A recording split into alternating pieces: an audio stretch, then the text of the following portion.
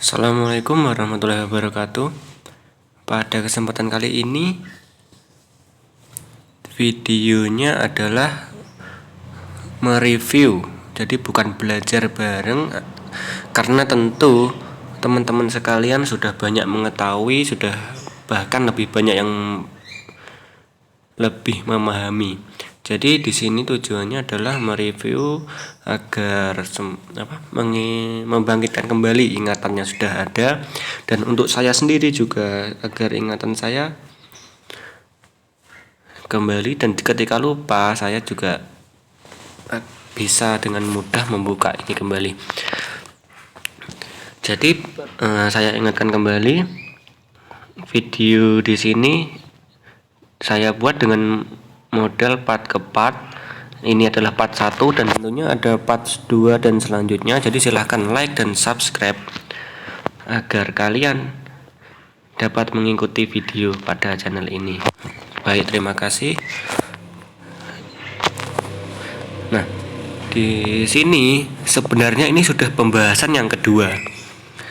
Karena yang pertama itu masuknya di pemenggalan kata yang sudah ada di video sebelumnya. Jadi silahkan klik nama channel ini dan silahkan bergabung di video. Ada dua part 1 dan part 2 tentang pemenggalan kata. Nah, di sini sudah pembahasan yang kedua, yaitu tentang huruf kapital atau huruf besar. Huruf kapital atau huruf besar dipakai sebagai unsur pertama pada kata awal kalimat. Misalnya dia mengantuk. Jadi di depan sini ini huruf biasa ya, kalimat biasa. Nanti akan ada kalimat-kalimat yang di tengahnya atau di belakangnya ada huruf kapital. Nah, yang perlu kalian ketahui atau yang perlu kami ketahui, dan tentunya yang perlu saya ketahui juga, bahwa di KBBI tentu selalu ada kata unsur. Unsur pertama, unsur kedua, unsur selanjutnya. Jadi unsur itu ketika ada kalimat, ini ada dua kata. Jadi ini ada dua unsur. Ini juga ada dua unsur. Misal ada kata saya pergi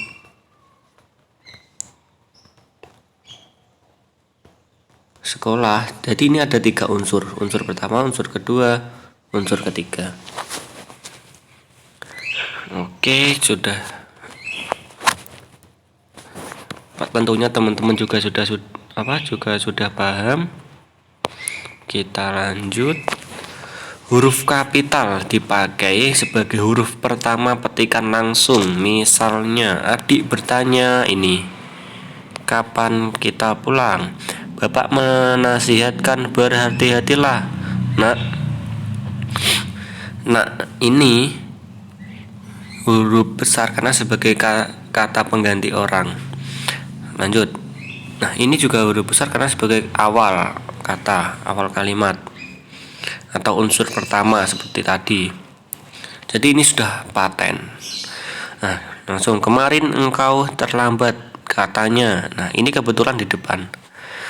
Besok pagi kata ibu dia akan berangkat. Nah, di sini yang perlu kita teliti adalah di sini ada perbedaan pada kalimat pertama. Ini ada satu petikan. Ini. Kalimat kedua ada satu petikan. Ini.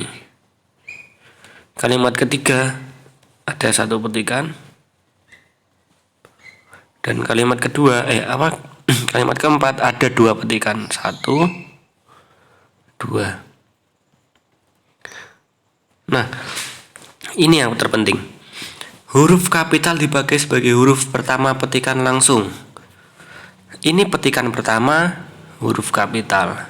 Jadi petikan yang kedua sudah tidak perlu huruf kapital. Jadi huruf kapital digunakan pada petikan yang pertama. Karena pada suatu kalimat memungkinkan lebih dari satu petikan. Jadi petikan digunakan pada kalimat yang pertama. Oke. Mungkin juga teman-teman ini juga sudah paham. Baik, kita lanjut. Huruf kapital dipakai sebagai huruf pertama dalam ungkapan yang berhubungan dengan nama Tuhan dan kitab suci, termasuk kata ganti untuk Tuhan. Misalnya, Allah yang Maha Kuasa ini, yang Maha Pengasih, Alkitab. Nah, ini tentu teman-teman juga sudah paham.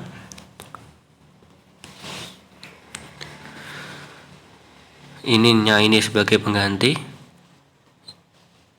ini mu, ini Tuhan, engkau ini juga sebagai pengganti.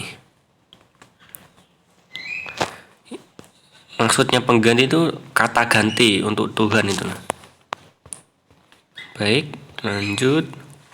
Huruf kapital dipakai sebagai huruf pertama nama gelar kehormatan, keturunan, dan keagamaan yang diikuti nama orang. Nah, ini diikuti nama orang. Misalnya, Mahaputra Yamin. Nah, ini Sultan Hasanuddin. Jadi ini apa ya? Meskipun ini letaknya di belakang, tetap huruf besar. Misalkan tetangga saya yang bernama Haji Agus Salim. Nah, tetap hajinya huruf besar karena yang mengikuti nama orang. Jadi yang harus diketahui atau yang harus digarisbawahi di KBBI, nanti akan ada pembahasan juga tentang yang diikuti nama orang, diikuti nama negara sebagai pengganti. Nah, itu yang terkhusus.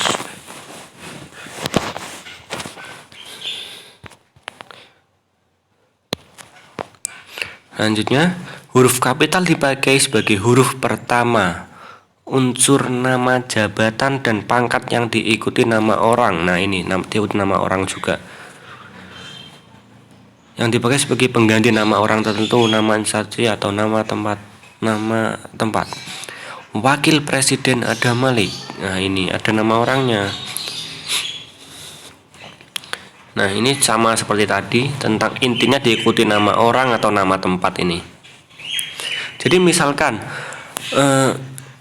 kalimatnya, tetangga sebelah rumah saya pulang dari naik haji. Nah, hajinya itu kecil karena setelah haji tidak ada nama orang. Atau ini wakil yang di belakang saja. Pidato hari ini diisi oleh wakil presiden. Jadi itu huruf kecil karena tidak diikuti nama orang.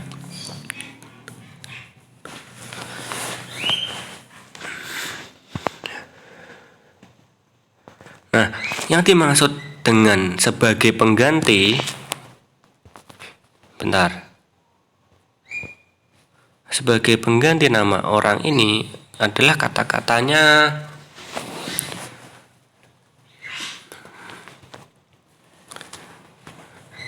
ketika berbicara. Jadi kalimatnya aktif. Seperti di kutipan itu. Jadi kalimatnya aktif.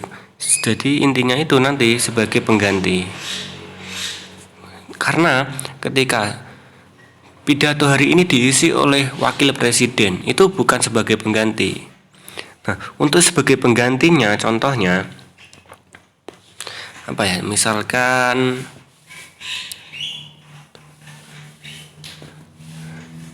pulpen ini milik wakil presiden, seperti itu.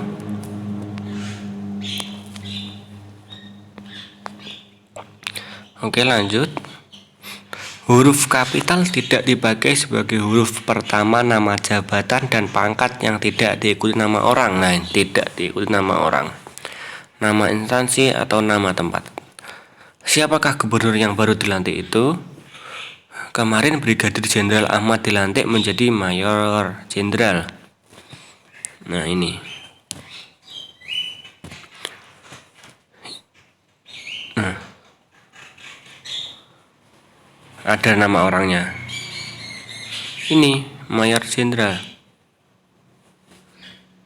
Ini gubernur. Tidak diikuti nama orang. Ini yang diikuti nama orang. Sudah jelas teman-teman pastinya sudah paham. Kalau ada penjelasan dari saya yang ada salahnya, silahkan dibenarkan. Oke, lanjut. Huruf kapital dipakai sebagai huruf pertama unsur-unsur nama orang. Nah, ini unsur-unsur.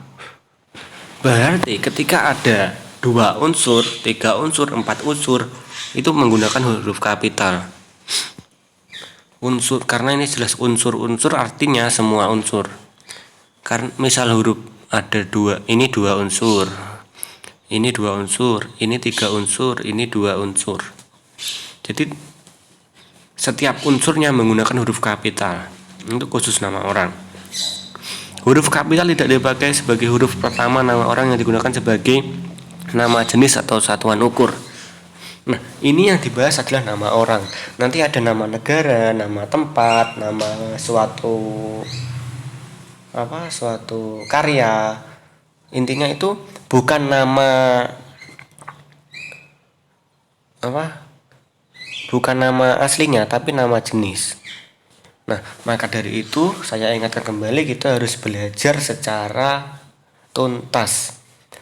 Jangan belajar awalnya saja atau tengah saja atau akhirnya saja, karena bahasa Indonesia atau semuanya lah pelajaran tentu pembelajarannya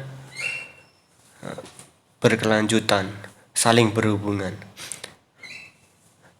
Apa yang kita pelajari hari ini akan bermanfaat untuk apa yang nantinya akan kita pelajari. Dan ini persiapannya. Silahkan ikuti terus perkembangan channel ini untuk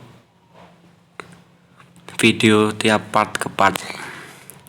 Nah, di sini yang dimaksud tentang nama jenis atau nama satuan ukuran itu bahwa nama orang ini bukan disebutkan dalam kalimat, tidak disebutkan tentang orangnya tersebut, tapi disebutkan sebagai nama benda. Nah, ini diesel kan nama orang, jadi tidak memakai huruf besar. Volt nama orang, tidak memakai huruf besar. Ampere nama orang, tidak memakai huruf besar. Disinilah letak pengecualian bahasa Indonesia yang tentunya kita harus pelajari secara tuntas. Tentunya juga teman-teman sekalian banyak yang sudah memahami ini. Jadi yang kita pelajari tentunya nantinya kita akan mengingatnya sebagai sesuatu yang bermanfaat karena kita belajarnya secara tuntas. Oke, lanjut nanti di part 2. Jadi silahkan like dan subscribe untuk mengikuti perkembangannya. Saya tutup, semoga pembelajaran hari ini bermanfaat. Wassalamualaikum warahmatullahi wabarakatuh.